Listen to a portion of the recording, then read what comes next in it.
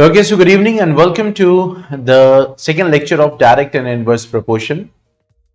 तो पहले लेक्चर में कुछ टेक्निकल फॉल्ट होने की वजह से मींस एकदम लास्ट मोमेंट पे हमारा पूरा सिस्टम जो है वो ऑफ हो गया था अचानक से, जिसकी वजह से रिकॉर्डिंग नहीं मिल पाई। लेकिन अब ऐसी सेटिंग कर दी गई है कि बाय चांस अचानक से सिस्टम ऑफ हो जाता है या कुछ होता है तो फिर वो जितना हो चुका है वो रिकॉर्डेड लेक्चर हमें मिल जाए।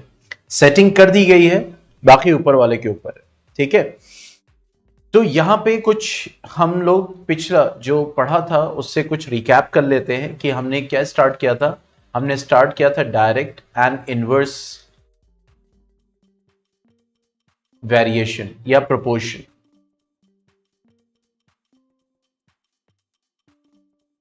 ठीक है, और हमने ये देखा था कि अगर दो क्वांटिटीज मींस एक क्वांटिटी मान लो x है, दूसरी क्वांटिटी y है, तो अगर x नहीं भाई इतना भी स्मॉल नहीं कि आज ही खत्म कर देंगे ठीक है, x देखो यहां पे ये किसने पता इतना छोटा है कि एक ही दिन में खत्म हो जाएगा।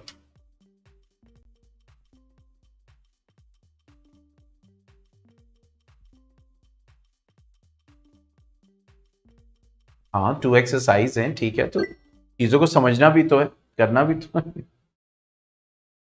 चलो, तो अगर दो क्वांटिटीज है, अगर एक क्वांटिटी इंक्रीज कर रही है दूसरी भी इंक्रीज कर रही है, या एक क्वांटिटी डिक्रीज कर रही है तो दूसरी भी डिक्रीज कर रही है, तो ये कहलाता है क्या? That is the direct proportion यानी डायरेक्ट रिलेशन। और अगर एक क्वांटिटी इंक्रीज कर रही है और दूसरी डिक्रीज कर रही है, जैसे हमने स्पीड बढ़ाया, जी जी बस आधे घंटे में आज खत्म ही कर देना, इधर ध्यान दो।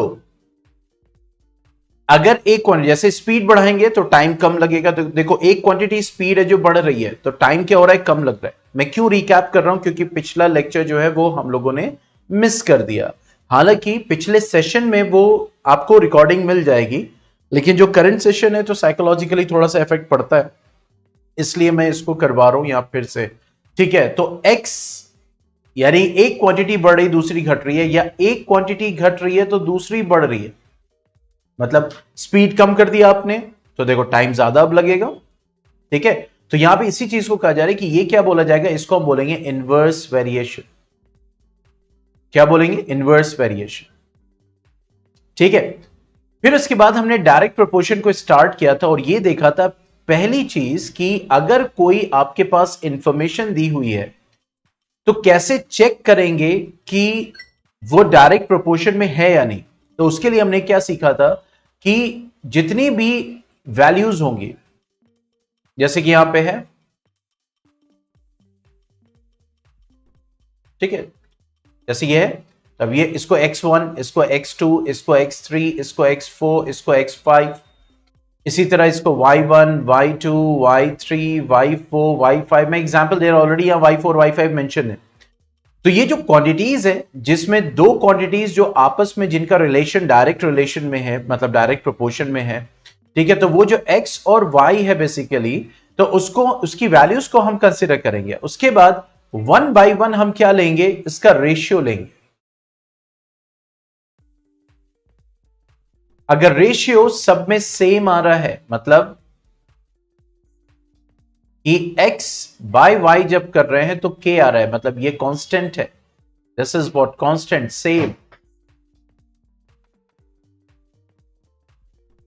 ठीक है, तो क्या है? वो डायरेक्ट प्रोपोर्शन में, मतलब सबको हमें चेक करना पड़ेगा, इसको भी, इसको भी, इसको भी, इसको भी, इसको भी, सब सेम रेशियो में होना चाहिए, तब जाके हम बोल सकते हैं कि डायरेक्ट प्रोपोर्शन में। एक तो ये पार्ट हो गया चेक करना।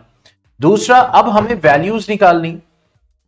ठीक है, तो हमने क्या बताया था कि जो गिवन है, जैसे मान लो ये वाला कॉलम गिवन है और इसमें हमें y2 की वैल्यू निकालनी है, मान लो इसमें, तो एक तो वो कॉलम सेलेक्ट करेंगे जिसमें दोनों वैल्यूज हमें गिवन है, और एक वो कॉलम सेलेक्ट करेंगे जिसमें वैल्यू निकालनी है।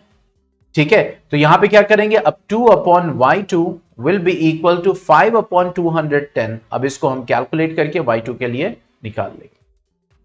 तो यहां तक हम लोगों ने स्टडी किया था कि हम क्या करेंगे कि जो रेशियोज है उनको हम बराबर करेंगे। जो मिसिंग वैल्यू होगी, मान लो y2 मिसिंग है और बाकी x1 x2 y1 गिवन है, तो हम y2 को कैलकुलेट कर लेंगे। तो यहां तक हम लोगों ने किया था, ठीक है।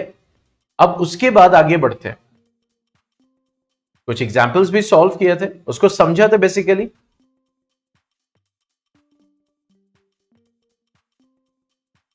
देखो अब एग्जाम्पल 2 में क्या बोल रहा है, एग्जाम्पल 2 में ये बोल रहा है an electric pole 14 metres high cast a shadow of 10 metre, यानी एक पोल है जिसकी लेंथ 14 मीटर है, वो जो शैडो बनाता है वो 10 मीटर लंबा बनाता है। दूसरा कह रहा है find the height of a tree, tree की हाइट निकालो जिसमें वो ट्री शैडो जो बनाता है वो 15 मीटर बनाता है। अब देखो इस कंडीशन में मैंने पिछले लेक्चर में बताया था कि यहां पे हम डायरेक्ट प्रोपोर्शन में इसको पढ़ रहे हैं, तो हमें ऑटोमेटिकली पता है कि डायरेक्ट प्रोपोर्शन में। लेकिन जब हमारे पास क्वेश्चन आएगा तो जाहिर सी बात है पहले हम चेक करेंगे कि जो दो क्वांटिटीज क्या है, हाइट ऑफ ऑब्जेक्ट और लेंथ ऑफ शैडो, यहां पे इन दो के बीच में रिलेशन है, height of object and length of shadow. ये भी मीटर्स में, ये भी मीटर्स में, ठीक है। अब ये कह रहा है कि जब 14 मीटर लेंथ थी तो शैडो की लेंथ क्या थी, 10 मीटर। तो अब ये कह रहा है कि अगर शैडो की लेंथ 15 मीटर है, तो देखो जो दूसरा दिया हुआ ट्री, इसकी शैडो की लेंथ दी हुई है, तो वो हम शैडो वाले में ही लिखेंगे। और क्या कह रहा है, तो उस ट्री की हाइट निकालो। तो ट्री की हाइट, तो हाइट ऑफ ऑब्जेक्ट है, तो ट्री की हाइट को हमने यहां पे x मान, ठीक है। तो ये डायरेक्ट रिलेशन में क्यों, क्योंकि जाहिर सी बात है जितना ऑब्जेक्ट ऊंचा होगा उसकी लेंथ ऑफ शैडो उतनी लंबी होगी, ठीक है। और जितना ऑब्जेक्ट छोटा होगा उसकी लेंथ ऑफ शैडो उतनी छोटी होगी, तो डायरेक्ट प्रोपोर्शन हो गया। तो जब डायरेक्ट प्रोपोर्शन हो गया तो यहां पे क्या मेंशन करेंगे, 14। इस टेबल को बनाने के बाद अब देखो ये टेबल बनाई जाएगी, ठीक है। उसके बाद यहां मेंशन करेंगे ये x1 x2, ठीक है, और ये हो जाएगा y1 y2। तो डायरेक्ट प्रोपोर्शन में होगा तो क्या लिखेंगे, x1 upon y1 is equal to x2 upon y2। तो देखो x1 क्या है, 14 है, y1 क्या है 10, x2 x है, y2 क्या है 15। तो देखो क्या हो जाएगा, x क्या हो जाएगा 14 इंटू 15 अपॉन 10। तो देखो हाइट ऑफ ट्री कितनी हो गई, 21 मीटर्स। अंडरस्टूड, ये एग्जाम्पल समझ में आ गया।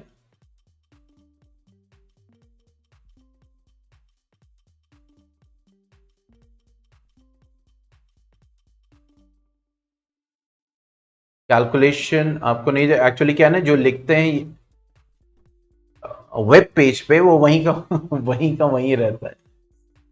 देखें शिफ्ट हो सकता है, हाँ, लेकिन ये पूरा हो जाएगा शिफ्ट।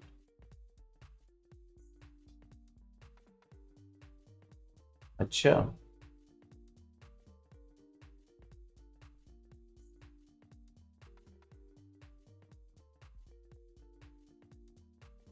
ये है। बहरहाल यहां पे कैलकुलेशन ये दिया हुआ है, इस रेड को छोड़ो, देखो ये कैलकुलेशन दिया हुआ है, हम एग्जाम्पल को ही समझ रहे हैं कि कैसे हम x1 अपॉन y1 और x2 अपॉन y2 को लाते हैं। आगे बढ़ा जाए,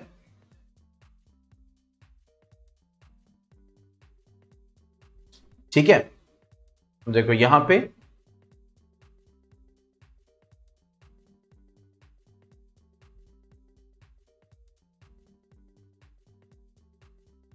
एग्जाम्पल 3 क्या बोल रहा है कि if the weight of 12 sheets of thick paper is 14 ग्राम। अब देखो वेट ऑफ 12 शीट्स 14 ग्राम, 40 ग्राम, मतलब नंबर ऑफ शीट्स को उसके वेट से कंपेयर कर रहे हैं। तो एक क्वांटिटी क्या हो गई, नंबर ऑफ शीट्स, और दूसरी क्या होगी, वेट ऑफ शीट्स। देखो इस तरह से आइडेंटिफाई करते हैं वो दो क्वांटिटीज जो डायरेक्ट रिलेशन में है। तो number of sheets upon that is second quantity क्या होगी, weight of sheets, and how many sheets of the same paper would way 2.5 kilogram. अब एक चीज यहां पे आपको मेंशन करनी है, ध्यान देना है कि यहां पे नंबर और नंबर तो सेम है, लेकिन यहां पे वजन ग्राम में है और यहां पे वजन किलोग्राम में, तो दोनों जो है एक ही यूनिट में होना चाहिए। बात समझ में आ रही है? ऐसा नहीं है कि एक ग्राम में है तो एज इट इज वैसे ही लिख देंगे, दूसरा किलोग्राम में। या तो दोनों को किलोग्राम में करो या तो दोनों को ग्राम में करो। Got the point? तो देखो यहां पे हम बनाएंगे टेबल, मैं टेबल बना के दिखा रहा हूं ताकि ये चीज पता चले।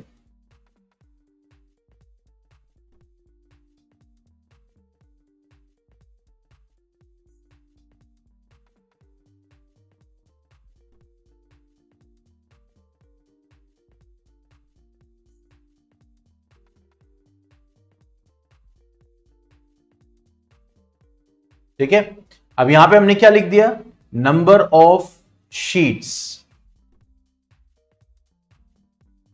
और यहां पे क्या लिख दिया, वेट ऑफ शीट्स, वो जो दो क्वांटिटी हैं। अब देखो ये हमारा हो जाएगा x और वेट ऑफ शीट्स इन ग्राम, और ये हमारा क्या हो जाएगा y। तो क्या बोल रहा था, 12 शीट्स लेते हैं, उनका वजन 40 ग्राम है, यानी अगर हम 12 शीट लेते हैं तो वजन क्या हो गया, 40 ग्राम। तो कह रहे कितनी शीट्स लेंगे कि वजन 2.5 किलो हो जाए, मतलब 2.5 किलोग्राम। तो देखो 2.5 किलोग्राम कितना हो जाएगा, 2500 ग्राम।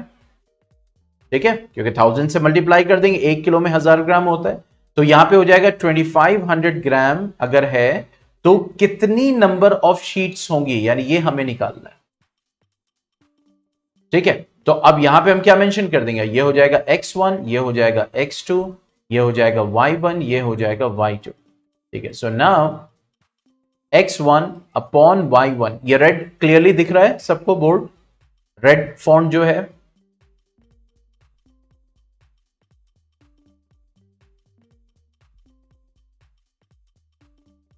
ठीक है, x2 अपॉन y2। ठीक है, तो x1 क्या हो जाएगा 12, y1 हो गया 40, और ये हो जाएगा x और हो जाएगा 2500। तो x क्या हो जाएगा 12 इंटू 2500 अपॉन 40, 0 0 कैंसिल, 4 3 12। तो देखो कितना आ गया, x इज इक्वल टू, यानी कितनी आ गई 750 शीट्स। कितना आंसर आ गया, 750 शीट्स, मतलब 750 शीट्स लेंगे तो उसका जो वेट होगा वो कितना आएगा, that will be 2500 gram.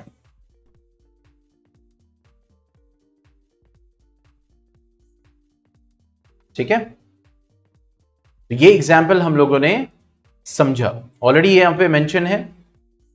Okay, now coming to example 4, लेकिन एग्जाम्पल 4 हम लेंगे, हाँ भाई रिप्लाई कीजिए। ओके, चलिए एग्जाम्पल 4 पे आते हैं।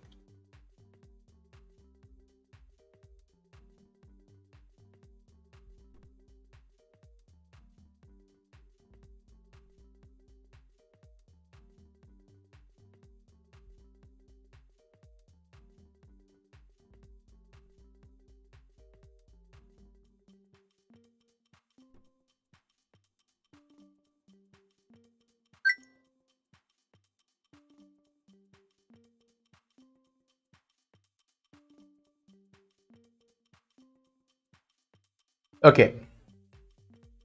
Okay, Mamun. Now a train is moving at a uniform speed of 75 kilometre per hour. देखो एक ट्रेन यूनिफॉर्म स्पीड से मूव कर रही है 75 किलोमीटर पर आवर की स्पीड से। ठीक है, अब देखो स्पीड जो दी हुई थी, स्पीड जो दी होती है, ठीक है, that is 1 kilometre, that is 75 kilometre per hour.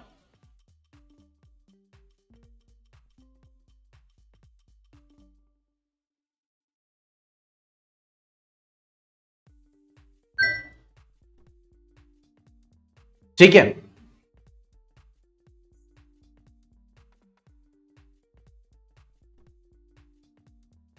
उसमें ये क्या मतलब होता है, इसका मतलब ये होता है कि 75 किलोमीटर पर आवर का मतलब ये होता है कि इन 1 आवर 75 किलोमीटर मींस 1 घंटे में 75 किलोमीटर डिस्टेंस कवर कर रही है। ठीक है, बहुत ध्यान से समझना।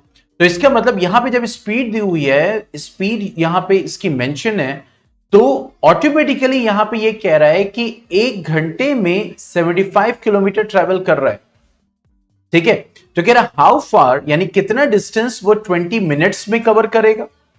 तो देखो यहां पे 1 आवर मेंशन है, यहां पे आर मेंशन है और यहां पे मिनट मेंशन है। ठीक है, तो जैसे मैंने कहा था कि अगर यूनिट्स दी हुई हैं, टाइम की बात हो रही है यहां पे, तो एक जगह टाइम आर में दिया हुआ है, एक जगह टाइम मिनट्स में दिया हुआ है। तो या तो हम आर में चेंज कर लें या तो उसको मिनट्स में चेंज कर लें, यानी किसी एक यूनिट में होना चाहिए। मिनट्स में करेंगे that will be more convenient. ठीक है, तो एग्जाम्पल 4 की अगर हम बात करें, दैट इज एग्जाम्पल 4।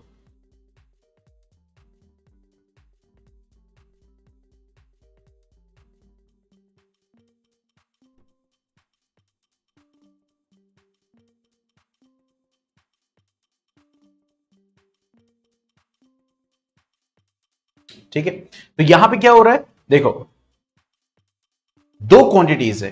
कोई बता सकता है कौन सी दो क्वांटिटीज है यहां पे जो हमें मेंशन करना है?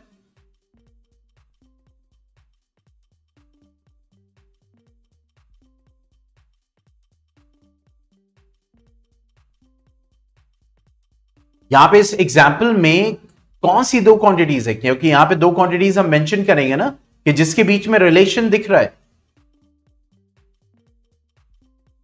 तो दो क्वांटिटीज कौन सी है यहां पे? या that is a distance and time, यानी इतना डिस्टेंस इतने टाइम में, और डायरेक्ट रिलेशन में, क्योंकि आप टाइम बढ़ाओगे ट्रेवलिंग का तो डिस्टेंस बढ़ेगा। ठीक है, तो यहां पे एक मेंशन किया हमने डिस्टेंस ट्रेवल्ड, इसको लिखा and that is in kilometre, और उसको हमने मेंशन कर लिया x। फिर होगा क्या, टाइम टेकन। ठीक है, उसको हमने मेंशन कर दिया इन मिनट्स।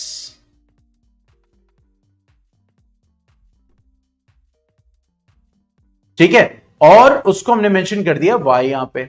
अभी कह रहा है कितना डिस्टेंस ट्रेवल किया, तो देखो 75 किलोमीटर ट्रेवल किया 1 घंटे में। तो 75, अब 1 घंटा है तो यहां पे 60 मिनट्स, हम क्योंकि यहां पे मिनट्स मेंशन कर रहे हैं, क्योंकि पूछ ही रहा है हमसे पहले वाले पार्ट में कि 20 मिनट्स में कितना डिस्टेंस।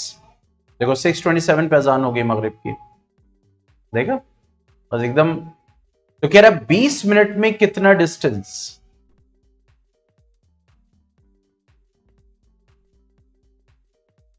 ओके, तो अब यहां पे ये हो जाएगा x1, ये हो जाएगा x2, ये हो जाएगा y1, ये हो जाएगा y2।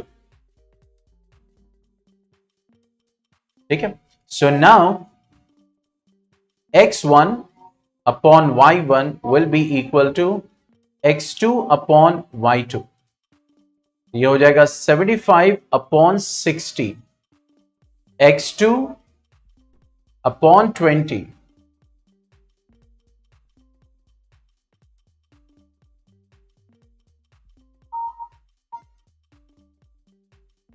कैंसिल आउट, देखो कितना हो गया, यानी 20 मिनट में वो कितना ट्रेवल करेगा, 25 किलोमीटर्स। ठीक है, तो इस तरीके से हम कैलकुलेट करते हैं। यहां पे हमने क्या किया, फर्स्ट पार्ट अभी कैलकुलेट किया इसका। ठीक है, फर्स्ट पार्ट ओके, जहां पे ये कह रहा था कि 20 मिनट में कितना ट्रेवल करेगा। अब सेकेंड पार्ट पे आते हैं, कह रहा find the time required to cover the distance of 250 kilometre. तो यहां पे एक और टेबल बनाते हैं और कह रहा है कि अगर 250 किलोमीटर ट्रेवल करना है तो कितना टाइम लगेगा। ठीक है, तो इसको हमने मेंशन कर दिया x3, इसको मेंशन कर दिया y3। तो अब यहां पे y3 निकालना है, तो देखो x1 upon y1 will be equal to x3 upon y3। ठीक है, that is 75 upon 60 is equal to 250 upon y3। ठीक है, तो y3 हम कैलकुलेट करेंगे तो देखो ये हो जाएगा 250 इंटू 60 अपॉन 75। ठीक है,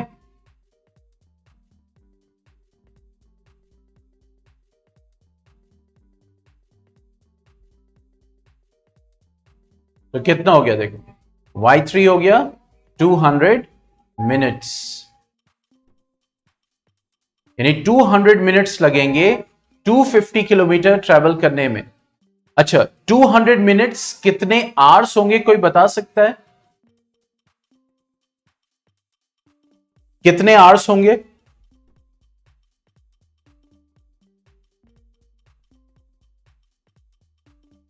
जैसे मिनट से मुझे आर में चेंज करना तो मुझे क्या करना पड़ेगा?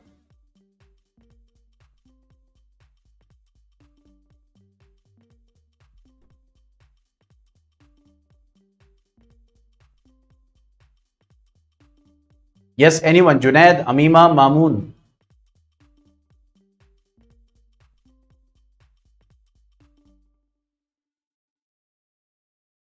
3.33 आवर्स कह रही है अमीमा। ओके,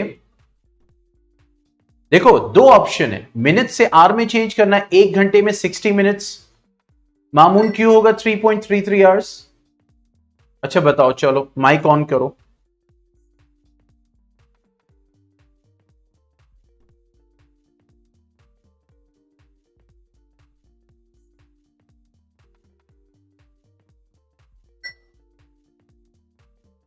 अरे मामून से पूछा था मैंने।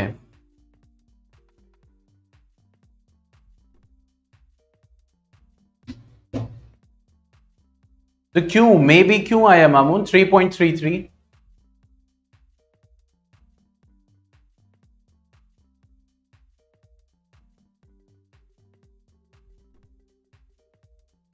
कैसे आ गया? आपने कहा मे बी 3.33, क्यों?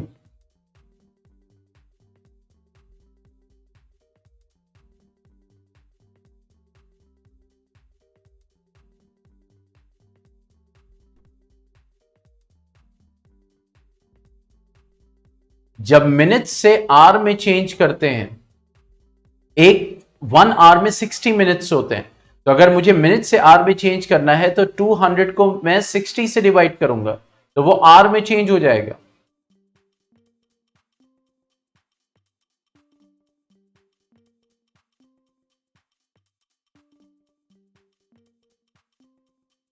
ठीक है, तो यहां पे हो जाएगा 10, दैट मींस 3.33 आवर्स। एक तो ये हो गया। दूसरा 200 मिनट्स है, 60 मिनट्स का 1 आवर होता है। तो देखो 200 मिनट्स हैं, तो अगर 60 मिनट्स इंटू 3 करोगे तो देखो 180 मिनट्स हो जाएंगे, यानी 200 में से 180 मिनट्स 3 घंटा हो गया। ठीक है, और 180 मिनट्स माइनस किया, कितना बचा? 20 मिनट्स। हाँ बिल्कुल सही है, तो ये हो जाएगा एग्जैक्टली 3 आवर 20 मिनट्स। क्यों? क्योंकि 200 मिनट्स में 200 मिनट्स में 180 मिनट्स 3 आवर्स बना रहा है, तो वो लिख दिया। और कितना बचा? 20 मिनट्स, क्योंकि 20 मिनट्स 60 मिनट से कम है, तो इस वजह से वो नेक्स्ट आवर नहीं काउंट होगा। तो यहां पे आंसर क्या आ जाएगा? That is 3 hour 20 minutes. 3 hour 20 minutes, यानी 3 घंटे 20 मिनट लगेंगे किसको? 250 किलोमीटर ट्रेवल करने में, अगर उसकी स्पीड 75 किलोमीटर पर आवर है। कोई डाउट इस एग्जाम्पल में?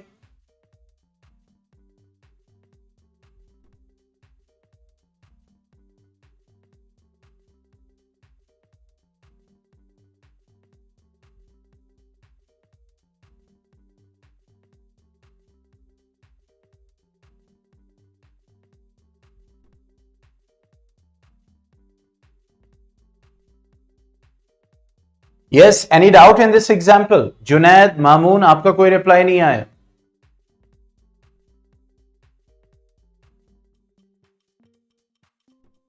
बेटा वो प्रॉब्लम अभी भी उन्होंने सॉर्ट आउट नहीं की है, वो अकेली मेरी प्रॉब्लम नहीं है, उन्होंने पूरा ऐप का जो है वो मतलब वो कंप्लीट उस पर कर दिया है उन्होंने खुद अपना जो बड़ी कप में दिया, अगर छोटे में कन्वीनियंट नहीं रहता।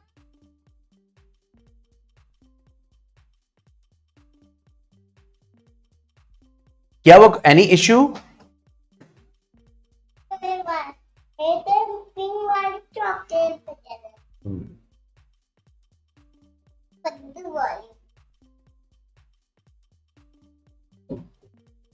ठीक है, चलिए आगे बढ़ते हैं।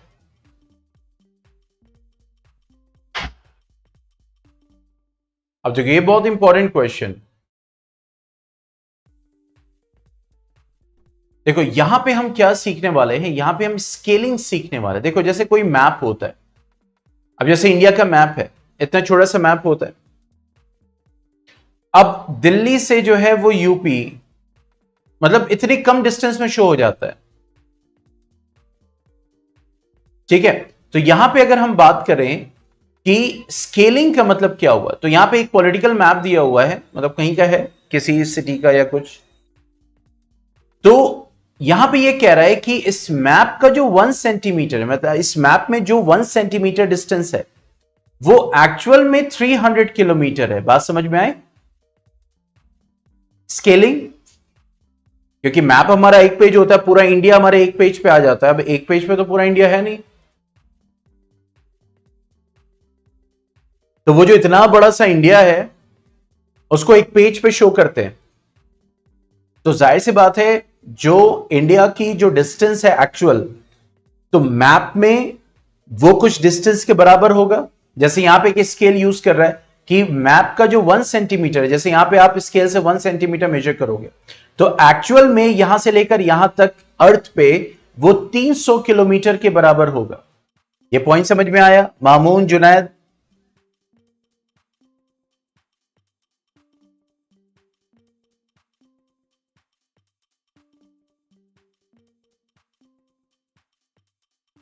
ठीक है, तो ये कह रहा है the scale of a map is given, क्या 1:, unit, tens, 100,000, 10,000, lakh, 10 lakh, crore, means 1:3 crore. मतलब ये रेशियो, यानी मैप की जो 1 यूनिट है वो एक्चुअल में 3 करोड़ यूनिट्स है। ठीक है, देखो 1, 2, 3 यूनिट, टेंस, 100,000, 10,000, लाख, 10 लाख, करोड़। तो यहां पे कह रहा है 2 cities आर 4 सेंटीमीटर अपार्ट, यानी मैप पे अगर देखेंगे दो शहर है, मान लो दो शहर है, एक शहर यहां पे है और एक शहर यहां पे है। अरे यूनिट्स की बात हो रही है, यूनिट्स।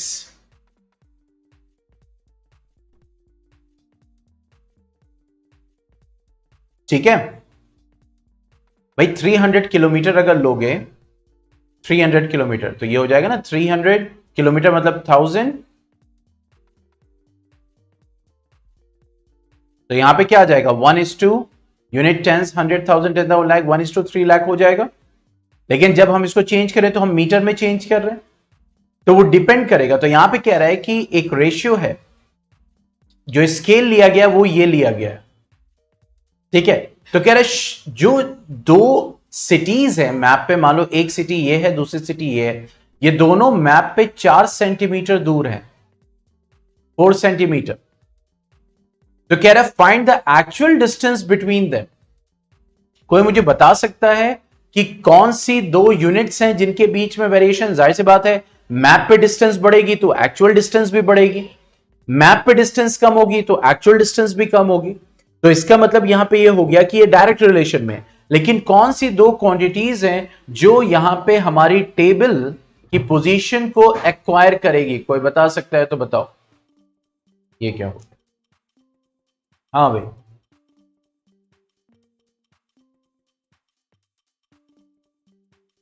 ये क्यों नहीं ले रहा है?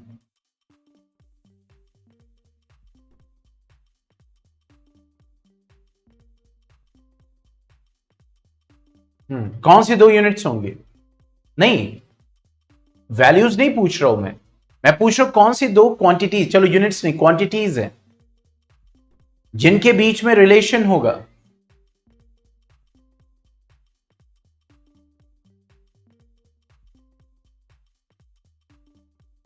देखो यहां पे ये सेंटीमीटर में दे रहा है, तो जाहिर सी बात है ये जो यहां पे डिस्टेंस होगा एक्चुअल में वो भी सेंटीमीटर में होना चाहिए। हाँ, एक डिस्टेंस है, चलो ठीक है। और दूसरा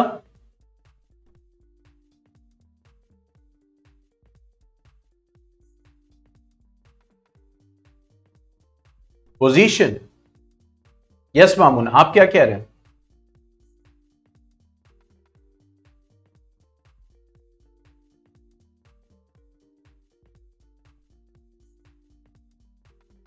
डिस्टेंस, अच्छा दोनों डिस्टेंस है क्या? एक है distance on map in centimetre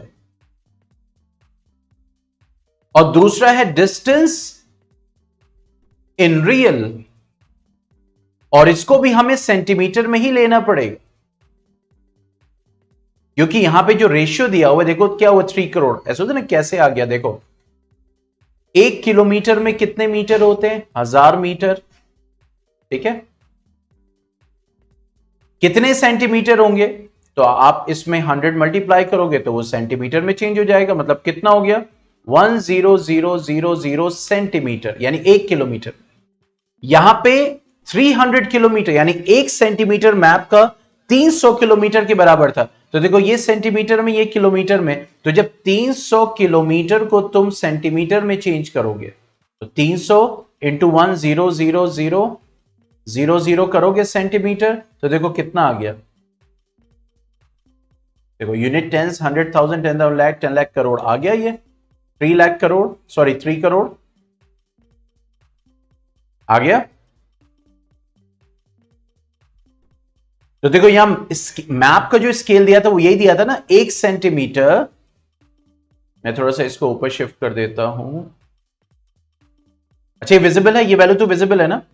1 centimetre देखो 300 किलोमीटर के बराबर, तो वही वो कह रहा है कि रेशियो क्या है, 1:3 करोड़। आप समझ में आया?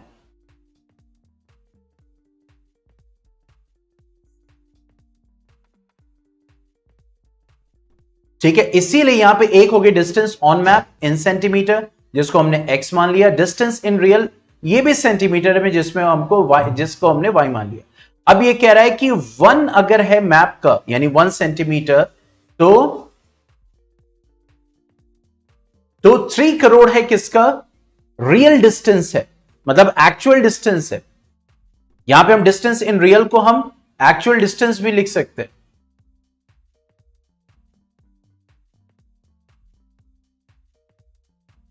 यहां पे हम इसको एक्चुअल डिस्टेंस भी लिख सकते हैं, एक्चुअल डिस्टेंस। ठीक है, ये है। तो हम इसको देखो, अभी हमने एक्सपोनेंट सीखा था, ये बताओ इसको हम कैसे लिख सकते हैं? एक्सपोनेंट फॉर्म में क्या आएगा, जल्दी बताओ।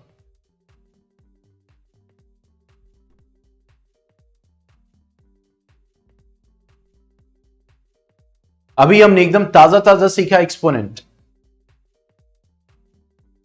7।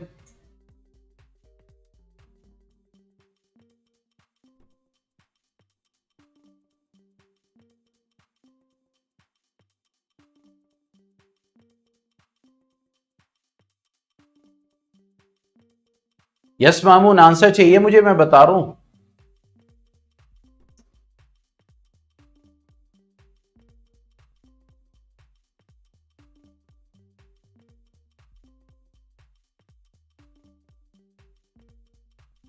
जो यूजुअल फॉर्म से स्टैंडर्ड फॉर्म में चेंज करना था।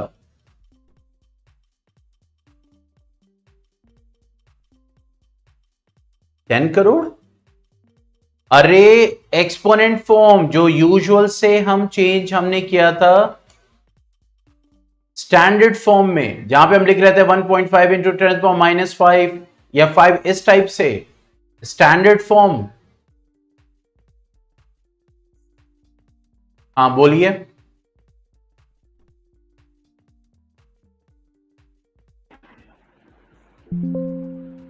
Am I audible? Yes Audible. Sir, I was asking about the place value, 10 crores. नहीं तो प्लेस वैल्यू नहीं, हमें सिर्फ स्टैंडर्ड फॉर्म में लिखना है, यहां पे कोई प्लेस वैल्यू से मतलब नहीं है, यहां पे कोई प्लेस वैल्यू से मतलब नहीं है, सिर्फ हमें स्टैंडर्ड फॉर्म में लिखना है। Okay okay. जो मैंने तरीका बताया था, एक्सपैंडेड फॉर्म नहीं कह रहा हूं मैं। जी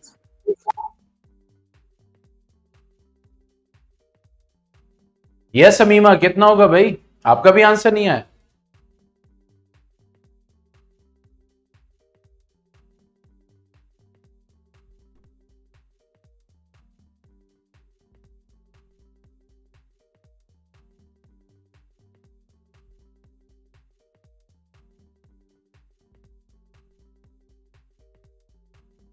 डेसिमल यहां पे है, कितने स्टेप पीछे जाएगा? 7, तो ये हो जाएगा लेफ्ट में जा रहा है, डेसिमल तो पॉजिटिव पावर, तो 3 इंटू 10⁻⁷ ये आएगी वैल्यू। चलो अब आगे बढ़ते हैं क्योंकि टाइम जा रहा था। अब आगे क्या बोल रहा है, 2 cities आर 4 सेंटीमीटर अपार्ट, यानी वो मैप में अब 4 सेंटीमीटर है, तो कह रहा है कि यहां पे कितना होगा, मतलब एक्चुअल डिस्टेंस क्या है सिटीज में। चलिए इधर फोकस कीजिए, अब ये हो जाएगा x1, ये हो जाएगा x2, ये हो जाएगा y1, ये हो जाएगा y2।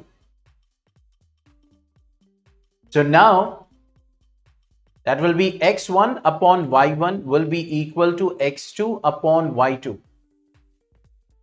तो देखो x1 क्या हो गया, 1 upon 3 into 10⁻⁷ is equal to x2 4 है, 4 upon y2।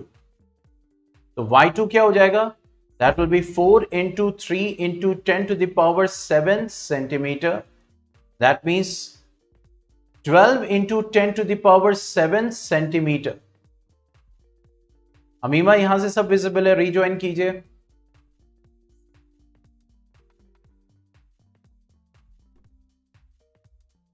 अब देखो 12 इंटू 10⁻⁷ सेंटीमीटर आ गया आंसर हमारा।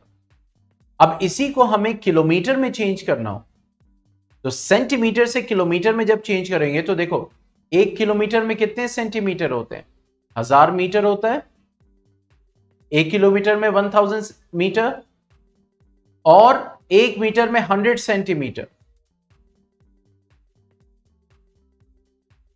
ठीक है, मतलब कितना हो गया, 10⁻⁵ सेंटीमीटर। देखो 1 2 3 4 5, 5 जीरोस है, 10⁻⁵ सेंटीमीटर हो गया। ठीक है, तो इसका मतलब जब हमें सेंटीमीटर से किलोमीटर में चेंज करना है, तो अब हमें इसको 10⁻⁵ से डिवाइड करना होगा, तो ये किलोमीटर में चेंज हो जाएगा।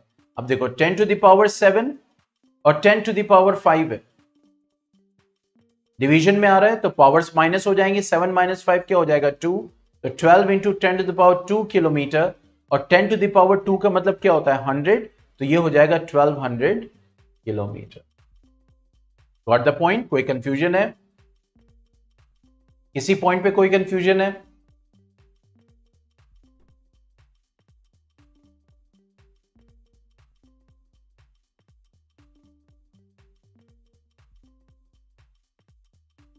यहां पे अभी हमने ताजा ताजा एक्सपोनेंट सीखा था, उसको अप्लाई कर लिया। फिर उसके बाद डिवीजन वाला जो लॉ था देखो एक्सपोनेंट का, वो भी अप्लाई कर दिया। यूनिट कन्वर्जन भी हमने सीख लिया कि 1 किलोमीटर में कितने सेंटीमीटर है, इसको भी हमने एक्सपोनेंट फॉर्म में कन्वर्ट करना। तो देखो कितना यूज हो रहा है एक्सपोनेंट फॉर्म, कितना इंपॉर्टेंट है।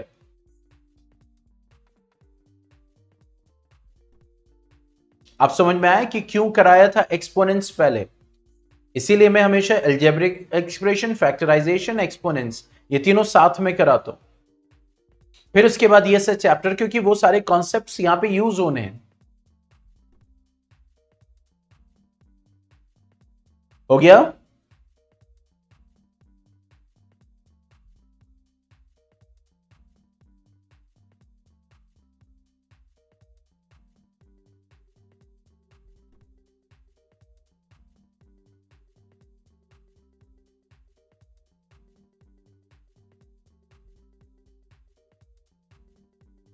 चलिए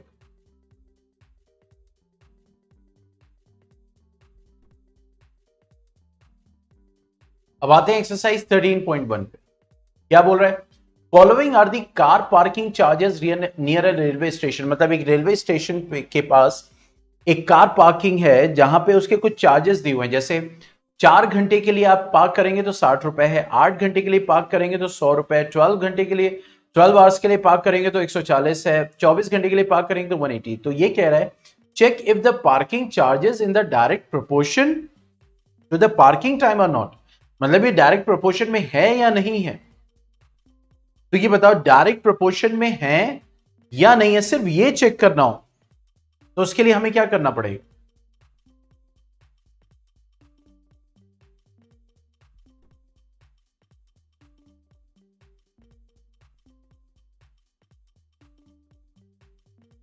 अमीमा कह रही है कंपेयर देम। ओके मामून, अगर कोई भी क्वांटिटीज हमारे सामने लिखी हुई हैं उनको मुझे चेक करना होगा कि वो डायरेक्ट प्रोपोर्शन में है या नहीं है।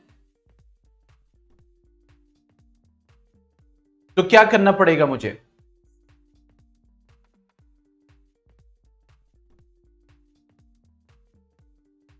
चेक कर, हाँ चेक तो करेंगे लेकिन कैसे?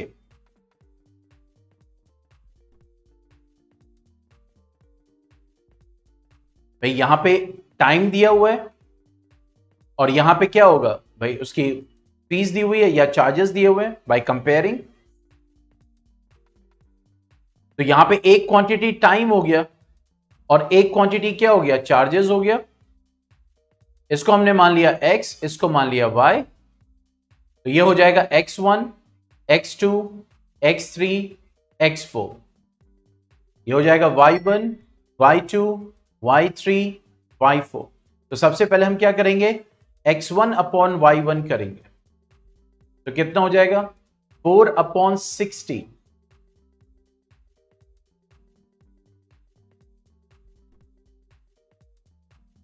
ठीक है, तो कितना हो जाएगा 1/15 रेशियो आ गया। या फिर नेक्स्ट है x2 अपॉन y2, ये हो जाएगा 8/100। तो देखो यहां पे क्या आ जाएगा 2/25। देखो रेशियो चेंज हो गया। सेकेंड वाले रेशियो, मतलब रेशियो जो वैल्यू आ रही है वो चेंज हो गई सेकेंड में ही। तो इसका मतलब ये डायरेक्ट प्रोपोर्शन में नहीं है। Means the car parking charges, ठीक है, to the parking time is not in direct proportion. ठीक है, तो यहां पे हमने x1, x2, x3, x4 mention किया। यहां पे y1, y2, y3, y4। और अगर हो तो भाई अब आपके स्कूल वाले जैसे कराया हो, लेकिन मैं तो ये रिकमेंड करूंगा it's better to make a table and do the comparison. ठीक है, जैसे यहां पे मेंशन कर दिया टाइम इन आवर्स और यहां पे मेंशन कर दिया चार्जेस इन रुपीज। ठीक है, फिर उसके बाद लिख दो 4, यहां 60, 8, 100, 12, 140 लाइक दिस, मेक इट। फिर उसके बाद ऊपर यहां मेंशन कर दो x1, x2, x3, x4 like that. फिर उसके बाद सॉल्व कीजिए। ठीक है, चलो अब आते हैं नेक्स्ट क्वेश्चन पे। क्वेश्चन नंबर 2 तो क्या बोल रहा है, a mixture of paint is prepared, यानी पेंट का एक मिक्सचर प्रिपेयर किया जा रहा है by mixing 1 part of red pigment, यानी रेड पिगमेंट का एक हिस्सा मिलाया जा रहा है 1 part with 8 parts of base. ठीक है, यानी रेड पिगमेंट का एक पार्ट बेस के 8 पार्ट से मिक्स किया जा रहा है, यानी टोटल पार्ट्स कितने हो गए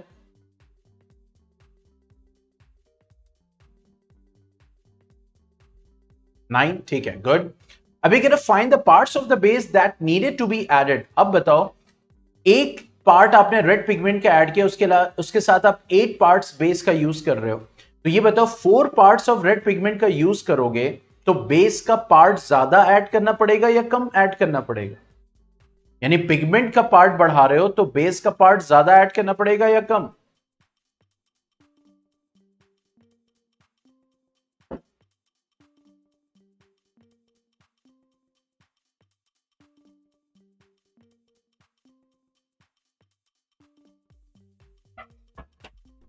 ओके, यस मामून। लाइट नहीं चलाओ, पता चलो फिर बैठ जाएगी। वो खोल दो दरवाजा।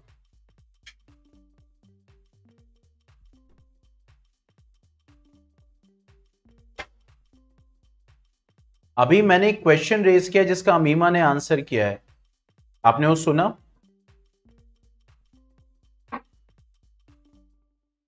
वही पूछ रहा हूं कि यहां पे एक पार्ट रेड पिगमेंट का है, उसके साथ 8 पार्ट्स बेस मिला रहे हैं, तो अब रेड पिगमेंट्स हम 4 पार्ट मिला रहे हैं, तो बेस के जो पार्ट्स हैं वो ज्यादा ऐड करना पड़ेगा या कम ऐड करना पड़ेगा?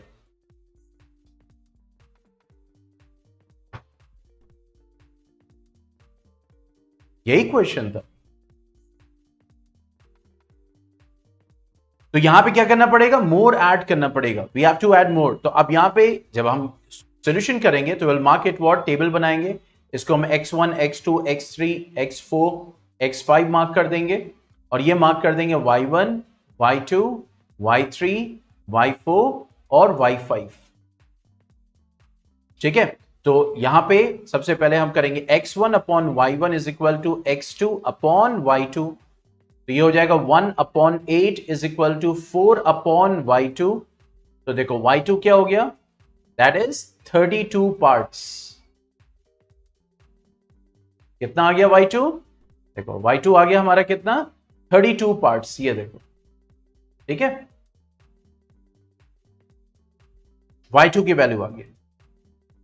तो अब इसी क्वेश्चन नंबर 2 को आज असाइनमेंट में मैं दूंगा, यानी ये जो बाकी पार्ट्स हैं प्रॉपरली सोल्यूशन करना है मुझे। ये टेबल सिर्फ फिल नहीं चाहिए, टेबल बना के x1 x2 x3 x4 mention करके फिर बाकायदा इस तरह सोल्यूशन सॉल्व करके मुझे आप लोग सेंड करेंगे। यानी y3 की वैल्यू है, वहां पे जब कैलकुलेट करेंगे तो x1 upon y1 equal to x3 upon y3,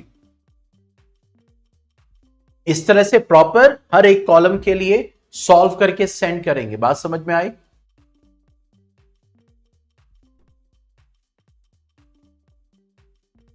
ठीक है,